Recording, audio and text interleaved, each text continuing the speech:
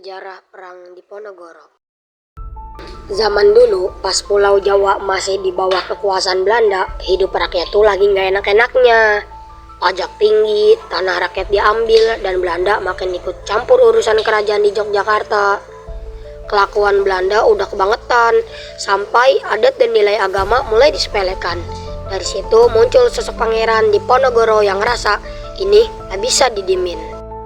Diponegoro itu anak Sultan Hamengkubuwono III, tapi dia nggak hidup mewah kayak bangsawan lain. Dia lebih milih hidup sederhana dan sering nongkrong bareng rakyat. Jadi dia tahu banget gimana susahnya hidup petani. Puncaknya Belanda nekat masang patok jalan yang lewati makam leluhur Diponegoro di Tegalrejo tanpa izin.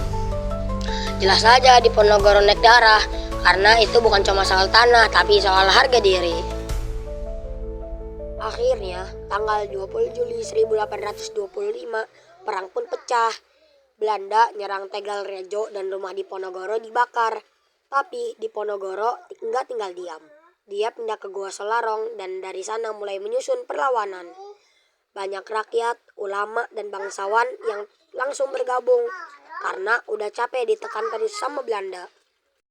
Dalam perang ini, Diponegoro nggak asal nyerang. Dia pakai strategi gerilya, nyerang tiba-tiba bikin Belanda kelabakan terus ngilang ke hutan atau desa. Dia juga dibantu tokoh-tokoh keren kayak Kyai Mojo yang bikin semangat juang rakyat makin menyala, dan Sentot Prawidodirjo, panglima muda yang jago taktik perang. Di awal perang, Belanda sering kalah dan rugi besar. Tapi lama-lama Belanda muter otak. Mereka pakai strategi benteng stelsel, bikin benteng di mana-mana biar gerak pasukan Diponegoro makin sempit. Belanda juga licik, pakai politik adu domba. Satu persatu pendukung Diponegoro ketangkep. Kyai Mojo dibuang ke Manado dan Sentot Prawidodirjo akhirnya menyerah. Kekuatan Diponegoro pun makin menurun. Tahun 1830, Belanda ngajak Diponegoro buat damai lewat perundingan di Magelang.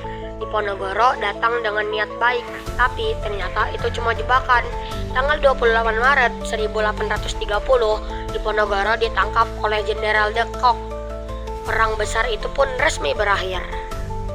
Setelah ditangkap, Diponegoro dibuang ke Manado, lalu dipindahkan ke Makassar sampai akhirnya wafat pada 8 Januari 1855. Walaupun perang ini berakhir pahit, perjuangan Diponegoro jadi bukti kalau rakyat Indonesia pernah melawan penjajahan dengan berani. Perang Diponegoro bukan cuma soal angkat senjata, tapi juga soal melawan ketidakadilan. Karena itulah sampai sekarang nama Pangeran Diponegoro tetap dikenang sebagai pahlawan yang berani, tegas, dan pantang menyerah. Kesimpulannya, Perang Diponegoro adalah bukti nyata perlawanan rakyat Jawa terhadap penjajahan Belanda yang penuh penindasan dan ketidakadilan. Perang ini terjadi karena campur tangan Belanda yang berlebihan, pajak yang memberatkan rakyat, serta pelecehan terhadap adat dan nilai agama. Pangeran Diponegoro tampil sebagai pemimpin yang berani, tegas, dan dekat dengan rakyat. Dengan strategi perang gerilya dan dukungan masyarakat, ia sempat membuat Belanda kewalahan meskipun akhirnya tertangkap karena tipu daya. Penutup, walaupun perang Diponegoro berakhir dengan kekalahan, semangat perjuangan yang ditunjukkan Pangeran Diponegoro dan rakyatnya tidak pernah kalah. Perjuangan ini meninggalkan pelajaran penting tentang keberanian, persatuan, dan sikap pantang menyerah dalam melawan ketidakadilan. Karena itulah Pangeran Diponegoro tetap dikenang sebagai pahlawan nasional yang jasanya besar bagi sejarah perjuangan bangsa Indonesia. Terima kasih telah menonton sampai selesai. Sekian dari saya. Wassalamualaikum warahmatullahi wabarakatuh.